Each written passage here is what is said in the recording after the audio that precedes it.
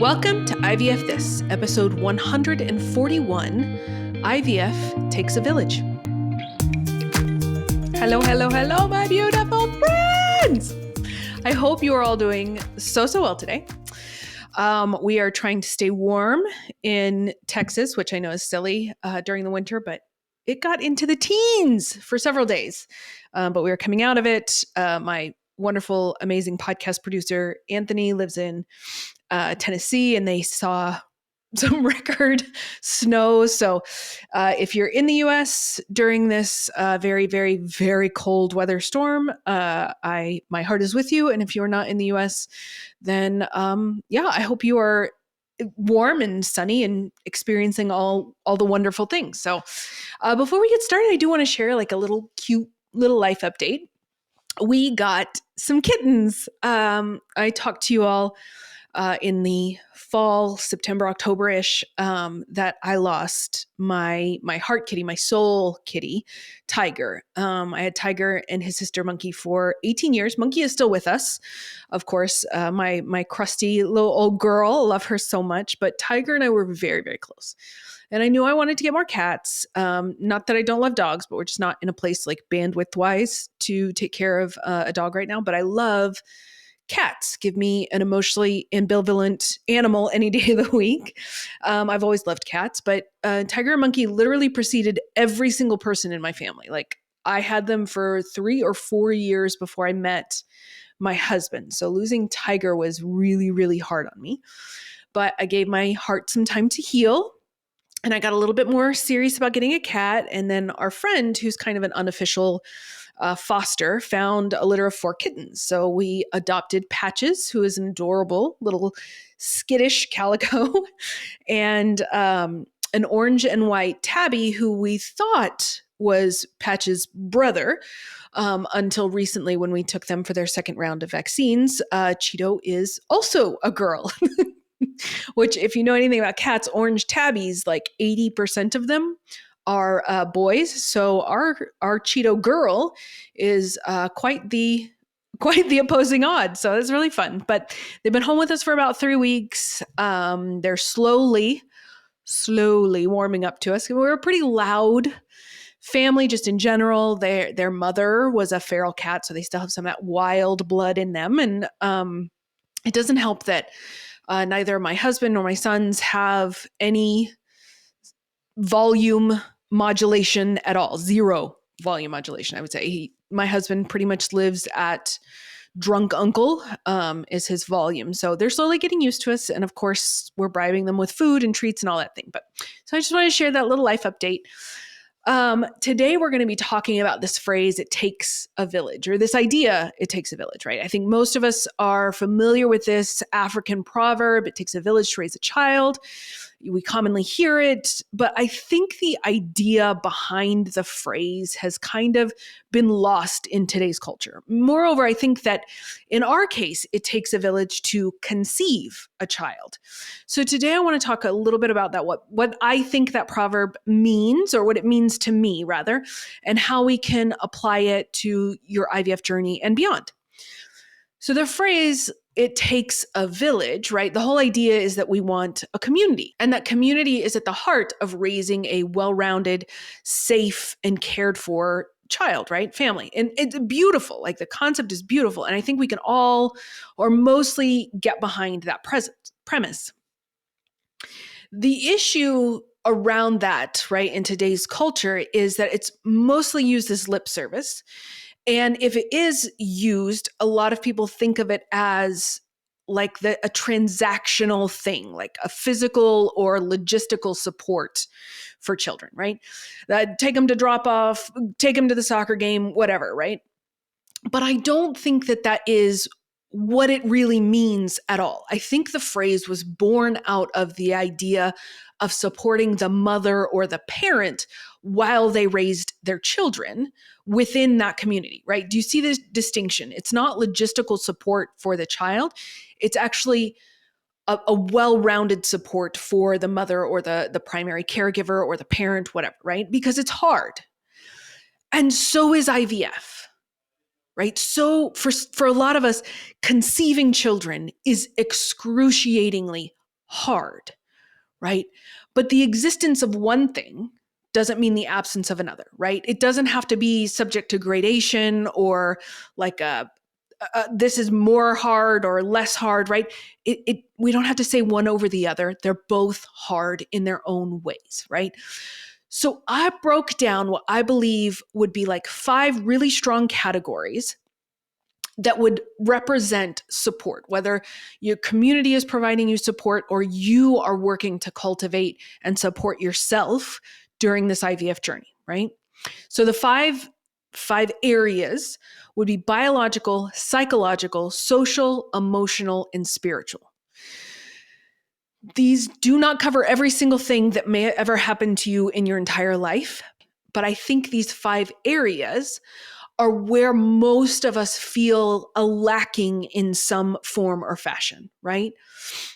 These are categories of support that I think provide the best vantage point for if we had some elements of all 5 of these things, we would feel relatively supported, or that we had the support of other people or ourselves. Remember, this podcast is just as much about education for other people outside of the IVF community as it is to educate you on how to support yourself. We actually use a model similar to this in social work when we're doing what's called biopsychosocial assessments. And that's where a lot of this comes from, right? Because these are the biggest areas of our lives, or at least the biggest umbrellas for the areas of our lives. So I feel really confident in saying that these 5 areas, I think, would cover the vast majority of our bases. Okay. So that's all the caveats. And I want you guys to understand that a lot of the things are going to overlap each other. So I won't talk about something if I've talked about it in a different area. Just know that if you view it as maybe that's a psychological support, but I talk about it in spiritual, it's also a psychological support for you, right? It doesn't have to be exactly what Emily says. I want you to take this information and make it useful to yourself and your situation. Okay. All right. Let's kick it off with biological. Most of us have some sort of like biological support, right? Our OBGYN's office, our reproductive endocrinology. Some of us have gone through and used reproductive immunology. And even if you have other medical specialties, like for me, I have an OBGYN, I have my primary care doctor, and I have a pulmonologist because my lungs are as dramatic as the Real Housewives of Orange County. So a couple of caveats that I want to acknowledge about the biological aspect or the medical community, right? One, I am acutely aware that there are populations of people that have an understandable distrust of the healthcare system or doctors, whatever, right? That is very understandable. And again, because I want you to take this information and apply it to how it works for you, that might not be as important, or you might have to pull in additional resources to feel as supported as possible. And number 2, I understand that in the US, to a relatively large degree, we get to decide whether or not we want to work with a specific doctor or a specific group. And if we want to continue working with them or find a new person or whatever, right? We have a little bit more freedom of movement that is not necessarily enjoyed by other parts of the world, right? So I understand both of those things, and I respect both of those things. That does not mean that biological support is not also an important aspect of this village to help process and get through IVF for yourself, right? But other ways that this could look like would be to move your body regularly, and not specifically exercise, just move your body. Walking is a fantastic, low impact, mostly accessible option for a lot of us. Okay. It doesn't have to be that you have to look a certain way or kill it at the gym 5-6 days a week. That's not what we're talking about. We're just talking about moving your body. Our bodies are not meant to be sedentary, and it will have biological, psychological, and emotional benefits on the other side. Getting an adequate amount of sleep. And adequate looks like different things for different people. I actually need around 9-ish hours of sleep a night to be a mostly functional human. Some people may need 6 hours. My sister-in-law, who is a doctor, she has kind of trained her body to perpetually only require about 6 hours of sleep. Some people need 10 hours of sleep. I mean, it just really depends on you, but adequate sleep and a little bit of body movement is going to help manage a lot of things just doing those two things, okay? At the very least, taking a prenatal vitamin. If you don't want to invest or can't invest in hundreds of dollars of supplements that are advertised for pregnancy or IVF support, that's understandable. Like we don't call it a recession, but we're in a recession, and that money has to go to other things. At the very least, I want you to take a prenatal vitamin, right? Folic acid, whatever you would take or whatever you have been taking is perfectly fine. Don't have to invest hundreds of dollars every single month or the newest thing or all of the supplements that are talked about in It Starts with the Egg. There's nothing wrong with just focusing on that particular aspect, just making sure you have a good quality prenatal vitamin. Try to limit your caffeine to about 200 milligrams per day. That is the same acceptable level for caffeine use during pregnancy, which would be an acceptable level of caffeine use during IVF. Now, if you are not someone who drinks caffeine at all or someone who wants to go completely caffeine free, you will always have my respect. That was never part of my ministry or my life. But I do try to limit it to about 200 milligrams per day. Now, anyone who has heard a list similar to this will probably like roll your eyes and say, I know, reduce your stress. No, I actually want to throat punch people who say reduce your stress because number one, that's not actionable. This is not helpful. It's the most generic and sometimes destructive advice because then you're basically telling that person, oh, you're just don't stress, right? Relax, take it easy. Stress is a bad thing. If we think stress is a bad thing, then we're going to think that there is something wrong or bad within us when we experience stress, which is a normal experience.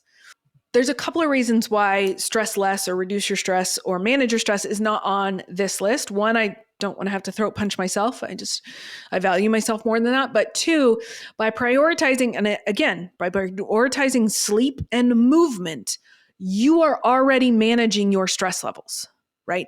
Your stress is not going to be 0%, 100% of the time. That's not a realistic goal, right? You cannot eliminate 100% of your stress. Because number one, stress is subjective, right? What is stressful to me might not be stressful to you and vice versa. And that's okay. Every person living has demands upon their time, whether it's work, family, school, anything that demands something of our time or our energy or our focus or our bandwidth is going to come with some level of stress, right? Our experience of stress and the story that we tell ourselves about stress is far more detrimental than the stress itself. Okay. So remember, we're prioritizing sleep and movement, a really good, nourishing prenatal vitamin. Those are the expectations. Okay. All right. On to psychological. That's number 2.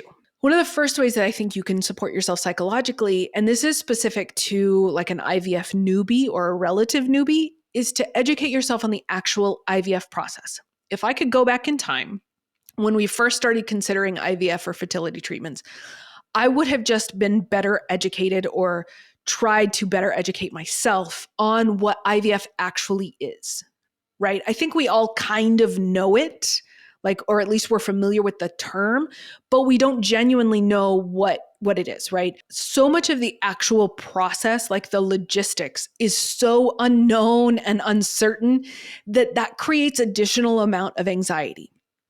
And if you add then people sharing their own experiences, sometimes terrifying or heartbreaking experiences, this makes for a very, very wrought with anxiety sort of situation experience, right? So go to YouTube, watch a 5 or 10 minute video. The Cleveland Clinic has a really good one that just talks about the different phases of IVF. And that just that moment of objective information can sort of demystify the process for you. Boundary setting would be the next thing that I would suggest. And I'm going to specifically talk about boundaries with yourself right now and leave boundaries with your partner if you have any, or boundaries around social interactions conversation for the social section. So a quick reminder, a boundary is always about you. What are you going to do? How are you going to take care of yourself in a given situation? So let's talk about a boundary with yourself. That can look like I am only going to choose these one or two things to focus on. So let's say you want to focus on acupuncture and clean eating. Okay, great. That means that those are your two priorities and that you don't then have to go out and spend hundreds of dollars in supplements or throwing away all your plastic containers and all of your candles and things like that. Whatever you think you need to do. Choose a couple of things. What are your priorities? And then be okay with letting the rest go. Be okay drawing a boundary and saying, I'm not going to push myself to the limit to try and do every single thing. I'm going to focus my efforts, my energy, my thoughts on these couple of things. Whatever those couple of things are is perfect. And then I'm going to be okay with letting the rest of that go. I'm going to be okay with reminding myself that those are not needs. They are not required. And I can focus on these two, right? Seeking a support system, right? You knew I wasn't going to talk about psychological support without talking about a support system, right? Whether that is therapy, coaching, a support group, an IVF buddy, these are all forms of a formal support system related to your psychological well-being. Informal supports we'll talk about in like the social section, right? Friends and relatives and things like that. Setting realistic expectations for yourself is going to be a really great way to support yourself psychologically. Those realistic expectations will be aided by that formal IVF information education that I talked about earlier. We all get caught in the flight of fancy of like, oh, I'll be pregnant by this time, or, we'll get this and this, how many eggs or embryos. That's fine. It feels good. We need that flight of fancy. Otherwise, the whole process is going to feel so clinical that you almost aren't going to be able to connect to it. You want to connect to it. You want to feel excited and hopeful. And that's part of it, right? You need that sense of wonder and excitement because that's going to get you through quite a bit of this, right? It's not going to get you through the whole thing because those have short shelf lives. But we do want to feel good and motivated and happy and excited about our process, our journey, right? But we also want a solid foundation of factual information and realistic expectations as well. Okay, I keep going on, and I'm going to go through these a little bit more rapid fire because we need to get through them so you're not here for 5 hours. But consider journaling or other mindfulness practices like meditation or relaxation. Find things to distract yourself. Distracting yourself is not a problem. It can become a problem when there's no net like positive, right? If you're drinking yourself to sleep every night or, buying things into financial ruin, that then becomes a problem. But distracting yourself in and of itself is not a problem, right? You're not missing anything by distracting yourself, like maybe an art project or a hobby or planning a vacation, something like that. That's wonderful. That's a wonderful use of your time and your brain. Visualizing success or a guided visualization around success, right? It might sound a little silly, but we can access the endorphins and the serotonin and the oxytocin that we experience when we get something we really want by allowing ourselves to visualize it and fill up with that like warm, cozy, happy feeling that we get when we get to visualize success. You are not setting yourself up for failure. You are not setting yourself up for a farther fall down, right? You are just visualizing that which you want. There's nothing wrong with that. And lastly, but absolutely not leastly, self-compassion. Compassion. You are a human doing all the things you can do to make this happen. Please go easy on yourself. Like, be tender. Be kind to yourself. You may find this process is a little bit easier to go through if you're kind to yourself. And then there's some overlap between biological, psychological, and maybe even spiritual would be pursuing like alternative therapies, acupuncture, energy healing, massage, Reiki. They can be wonderfully beneficial for your mind and your body. Okay, social. We talked about social boundaries before, right? So let's talk about them related to your partner or family and friends, things like that, things within your social sphere. Setting boundaries around when and where you want to talk about your IVF or fertility treatments to ensure that that doesn't become the only thing that you talk about or the only thing that you talk about like with your partner or with your close friends, right? Looking back, I wish my husband and I had set some boundaries around that to kind of insulate us a little bit more. I think it would have been beneficial. Clearly, we made it through. We're a very strong couple, very much still in love. But this can happen, right? Where it becomes like, that was all we talked about. That was all I thought about. That was all I wanted to talk about. Sometimes I would just try to find a way to fit it into a conversation so I could express myself. We are humans who want to share our story. But when we get into this place where we feel like it has become our entire lives, it's not just the nature of IVF, it's also our responsibility to allow ourselves to have things outside of this journey or outside of this experience. I think that there is an inherent like catch 22 because we want our journey, our struggle, our pain to be acknowledged, but we don't want people to pity us, right? We also don't want it to be the only thing about us, but a lot of us are so focused on it, it feels that way. There are a lot of people who don't know how to talk about hard stuff, or they think they are being intrusive, or they think they're being respectful if they don't ask anything at all. You can be instructive to people that you love and care for, right? You can tell them, I want to share this with you, but I don't know what that's going to look like yet, right? I want to share only this, or I'll share when we get to this benchmark, or I'll share something like that, right? If I don't bring it up, please don't bring it up, right? Think that you can ask that of people. You might not get it. You might not get what you ask for. And that doesn't inherently mean that they are bad or wrong or not supportive or don't love you.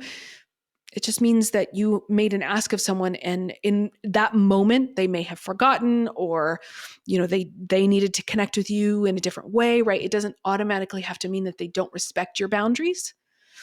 But because you're setting boundaries with other people, you can say, you know what, I don't want to talk about that right now. There's literally 1,000 other things that we can talk about besides that. What's something else that we can talk about, right? You still get to have that kind of social currency when you're talking, that you can be instructive with what you need and what you want, even if you're not entirely sure what that's going to look like. If social interaction is really important to you, like you have a close friend group and you spend a lot of time with them, then maintaining at least some of that during your journey is going to be really important.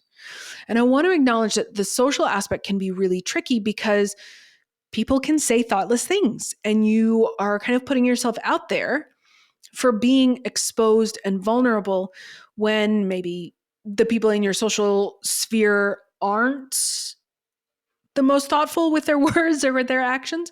But also when you're going out in public and seeing, you're going to be exposed to possibly seeing little babies or pregnant bellies, or driving by or walking by a park full of children, right? There is an inherent vulnerability with being out and being social that I want to make sure that we respect and acknowledge, right? And you won't be able to insulate yourself from everything. And in fact, when we try to insulate ourselves from everything, that usually looks a lot more like isolation. And so isolation, alone time, definitely has its place. I actually value alone time. It's one of my highest values because I require alone time to be the fully functional Emily that I am.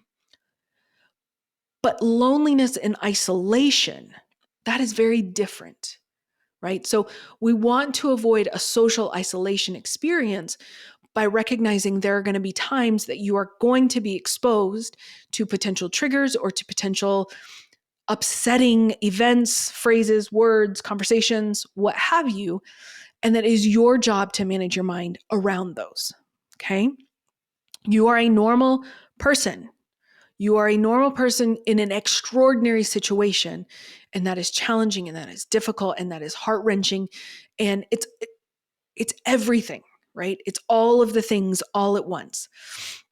And so I want you to allow yourself those moments when it's just not a priority to be within that social sphere, and that be okay, right? Be okay with that being okay, that is not what you need right now. And then those moments where it is something that you need and you are willing to put yourself out there, that all of those feelings that come with it are a normal part of the experience. And all of that can be true all at the same time. You do not have to judge yourself for having a human experience. Another aspect of social support is social media. Now, this isn't an argument around accessing social media as a mechanism of support, but rather I would encourage you to be very discerning about your social media usage during this time. And the likelihood of being exposed to things like trauma dumping and vicarious traumatization is so high. Not to mention doom scrolling. That's also a fun activity that we engage in when we're already not in a great mental headspace, right? For a lot of us, there gets to be this point where being a part of those communities on social media, whether it's Facebook, Reddit, Instagram, whatever, right, where it starts to be more harmful than beneficial. And if you wonder if it's causing you more pain, I would just invite you to notice how you feel when you're within that community, right? Whether you're scrolling or whether you're in a support group or something like that, right? Your body will indicate to you whether it thinks it's helpful or hurtful, and you just have to notice it and respond to it, right? So I'm not saying don't use social media, but I want you to be very thoughtful and very discerning when you do. All right, emotional support. There's a lot of overlap, naturally, between this and psychological support. But one thing that I want to make sure is super clear in this section is that you can tell people what you need from them. You can be instructive. Hey, I really just need you to sit with me while I cry. Hey, I don't really want a pep talk. I just need to be comforted. Hey, I know you're trying to be helpful, but I don't really want to hear how your yoga instructor's third cousin's car mechanic's sister got pregnant with only the assistance of pomegranate juice and a plucky attitude, right? I truly believe that one of the reasons that IVF can be so emotionally stifling is because we have been taught, we've been socialized to accept whatever is told to us because we don't want to hurt someone's feelings or maybe make someone feel any type of way. Like, we're more comfortable with us feeling a certain type of way than the thought that we might make someone else feel that way, right? And newsflash, we cannot create feelings for other people. If you were to tell your best friend, hey, that's really not very helpful, this is what I need, the best friend, gets to choose how they want to feel about it or not, right? Their emotional experience is theirs to have, just like your emotional experience is for you to have. And I completely understand that there are going to be moments where you freeze. I have done that so many times. And if that's the case, and this person is someone that you love and you care about, and this interaction is just kind of rolling in your head and you can't even get past it, you can reach out, right? Not in a finger pointing accusatory way, but like in a, hey, you asked me how you can support me before, and here are some thoughts or ideas or whatever, right? People live in their own heads and in their own lives, and they cannot and should not be expected to read our minds and keep our experience in the forefront of their mind, right? We owe that transparency to ourselves and to those important relationships in our life. Another aspect of emotional support we want to make sure that we cover is dropping the judgment around your emotional experience. You are not a horrible person. You are not a crazy person. You are an emotionally complex person who, just like the rest of us, is in an exceedingly challenging situation. You have the right to feel how you feel. Seeing a birth announcement, pregnancy announcement, gender reveal, having a moment of jealousy, anger, questioning fairness, no matter what your emotional experience is, I want you to tell yourself, it is understandable that I am feeling this way. My feelings don't mean anything about me as a person, because they don't. If you're not actively making choices and doing things that are intentionally mean or cruel, then you're a person experiencing an emotion. You have had a feeling. When we drop the judgment, we can acknowledge what we're feeling and that it's a completely normal human reaction. again, it's just that much easier on ourselves. All right. And finally, we're at the last one, spiritual support. And this can look like a lot of different things that maybe have nothing to do with religion. If you're a part of a religious community and you find solace in that religious experience, in that religious practice, that is absolutely wonderful. But a spiritual experience isn't exclusive to that, right? Some examples could be prayer or meditation, specific type of spiritual counseling, creating or maintaining spiritual rituals like lighting candles, meditations, affirmations, things like that. Other examples of spiritual support can be connecting to a higher power based on what you might believe, volunteer work, gratitude practice, getting out into nature, energy healing, Reiki, creating a sacred space for yourself, right? Again, this is by no means an exhaustive list, but I do believe that these 5 elements, biological, psychological, social, emotional, and spiritual, are the elements that make us fully formed humans. And I know for myself, I felt like I had lost that so much of the time. Like there were times where I genuinely felt like my only existence hinged on getting, being, and staying pregnant. And so many of my clients also feel that way. You were a whole ass person before you started this journey, and your future family also wants and needs you to feed and nourish yourself whenever and wherever you can. So consider this your reminder that IVF or infertility is part of your story, part of your life, but it is not everything. You are everything. And I want each and every one of you to be reminded of that. Okay, that is what I have for you today, my friends. I hope you have a beautiful week, and I will talk to you soon. Thank you for listening to this week's episode of IVF This. If you like what you've heard, click subscribe and follow to make sure you don't miss an episode.